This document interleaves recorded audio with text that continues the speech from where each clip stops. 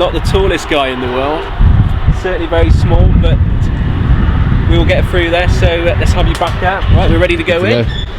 Good go. Watch your head, please.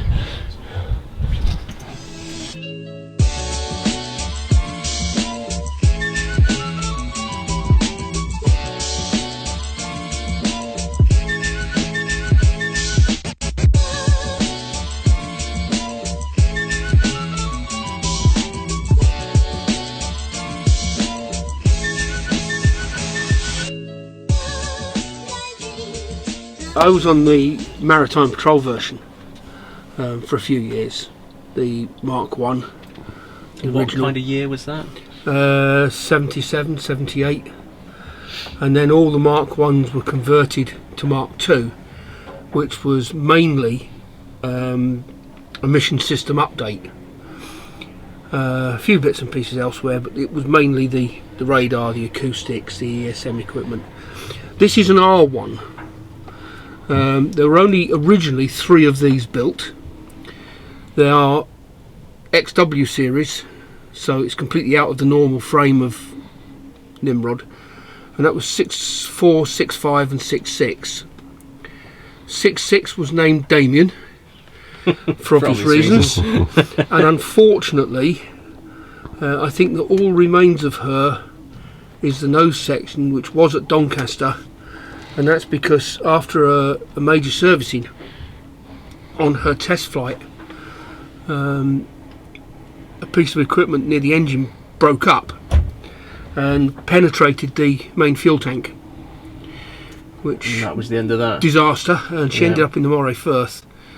And the scientists who've looked at the rest of her say the pilot, a guy called Art Stacey, one of the best around, if he hadn't have done what he did, it would have killed the lot, and everybody made it away from it. Whereas the maritime one spent a lot of time at low level, looking mainly for submarines officially. We did shipping, we did search and rescue, we did fishery boats. This one spent all its life at medium to high level, same sort of altitudes as airliners, using all its equipment to suck up the electronic spectrum. Right, okay. So if you spoke on a radio or transmitted on a radar, this would be able to detect it. And the first visual difference is that this one doesn't have a tail boom. The maritime ones had a tail boom, which looked like a broom handle, as I always called it, but that held the magnetic anomaly detector. This one hasn't. It's got more aerials in it, and I've seen it looking around. There's a lot of aerials. There is, we noticed that straight away. And there's some that you can't see. They're actually hidden underneath the skin. And one myth I'd like to dispel straight away if I can. Yeah. People say they're ex-comets. None of the operational Nimrods were ever comets. They were built brand spanking new as Nimrod. That was a conversation we had on the way here, actually. Yeah. We were talking about the Nimrod. Yeah. It served the RAF very well, although in its later life, just like a car, it got tired. And then sadly, the accident out in Afghanistan, where it blew up, killed it. Initially this started off as what you might call a strategic asset, whereas everything it did was recorded, documented and sent back to higher intelligence assets. As you can see, most of this, the cockpit is 50s, early 60s, all analogue, no digital involved at all, but it worked, and it worked for a long time.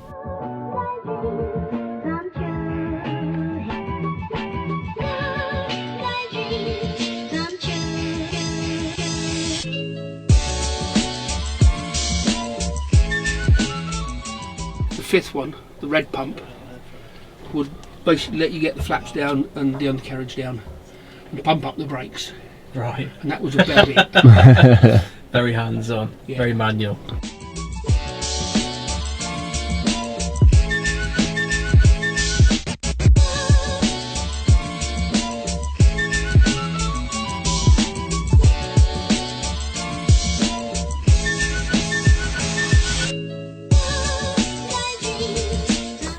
Believe it or not, it's not cramped in the front here. It's actually quite generous, isn't it? For sure, yeah.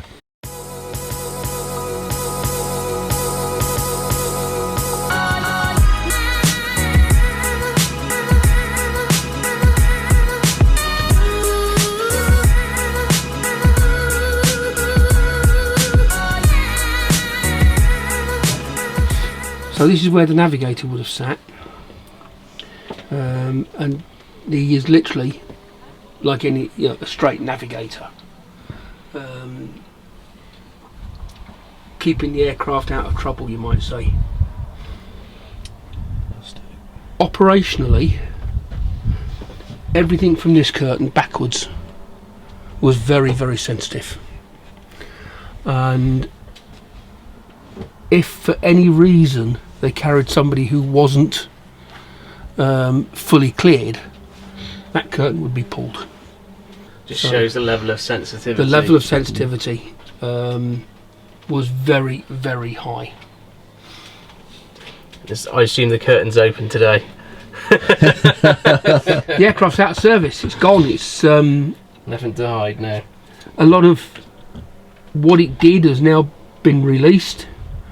How it did it, of course, is still sensitive. The equipment it had is very sensitive, and most of these panels, you see, have got nothing behind them. All the specialist electronics have been taken out.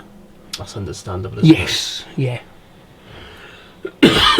Who sat where and did what, I can't tell you, because I don't know. But as you can see, the aircraft is very, very full. And I believe there were also special procedures if we say, for instance, that man needed to get out of his seat, and you see, you can't turn it. No, you can't. It would have to be an agreed procedure that would turn in, need a bit of WD-40. But they will move on the rails. Fantastic. And it literally was a case of, as you saw below, was it 23 operators sitting at consoles. I won't say they were doing their own thing, because they were working together, but it was very much they'd have a mission to do, and it might be to try and find out, and this is completely off the cuff, if there was any movement in a Russian naval port, so they would be listening to that sort of thing.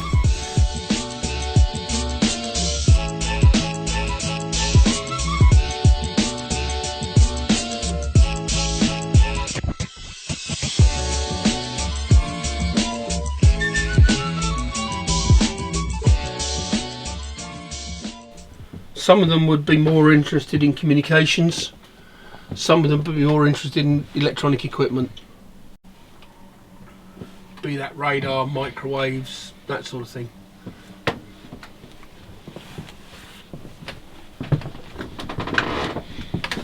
Obviously some of this kit is old, but obviously some of the kit is old. Yes.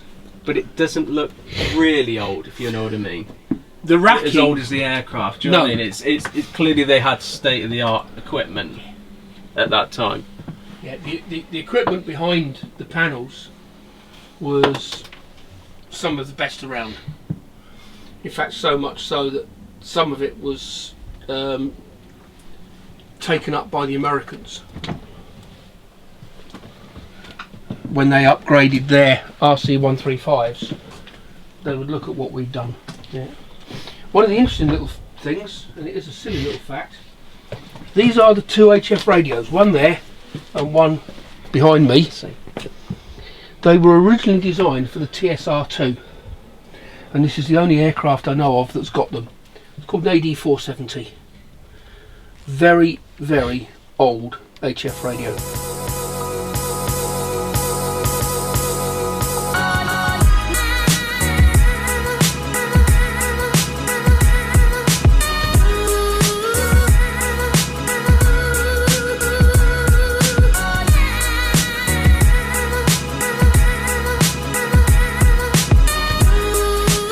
All you can say really is it's a bunch of consoles. It's the information that was on them that was important. And you can see, I mean, there's things like frequency oscillators to try and... I mean, for a lot of years, 51 Squadron did not exist. They were there, we all knew they were there, but they didn't appear on any MOD publications. You know, if you picked up the yearbook and it listed all the squadrons and their aircraft, there was no mention of 51. During the Falklands, there was one of these was operating. Lots of funny rumours about that, but they are literally rumours because nobody on the squadron will open up about it, quite rightly. But they operated in Yugoslavia, or in the Yugoslavia campaign. They operated in Libya at the end, and unfortunately during the Libya campaign the decision was made to terminate them, and that was literally down to the cost of keeping them serviceable. That's it, yep. At some point you have to draw a line. You do. And of course technology has to move forward as well, and there's only so much you can do. And as you can see, you know, you can see that this was, at one point it was a very advanced pieces of kit, but everything's got a shelf life, unfortunately. That's right. And then it comes down to costs. You know, do you keep? It wasn't so much the electronics kit, because this was readily updatable. It was things like hydraulic pumps, generators, wheels and tyres. And that's another difference between these and the maritime ones. The maritime ones would often take off with all 4 engines, or they'd always take off with 4 engines, climb, and as the aircraft weight came down, if you got to a weight position where you only needed 2 engines, you would shut 1 down, so you'd be flying on 3. So you were always carrying a live spare. And then later on, when it would climb away on 1 engine, you would shut the second one down. Wow. Yeah. And as a demonstration, the students going through the conversion unit, you'd be taken out to a danger area just off the southern coast. We would shut down 2 engines for routine operation, and then the pilot, the qualified flying instructor, would demonstrate to the whole crew by throttling one of the 2 live engines back to 0, pushing the other one up to at 95%, climb away, and once you were at a good safe height, he would then use air from that good engine, from the good engine, to simulate restarting one of the others. Yeah. Wow. Or actually restart one of the 2 that were properly shut down. And it always gave a feeling of safety. So there's the galley that served all 28 guys. Little water boiler that you would fill up. And one of the biggest sins on the aircraft was to make a coffee and not fill the boiler up. Little tiny sink. No fridge as such. There's your oven, just tucked in there. And it was frozen meals, so you just put them in the oven.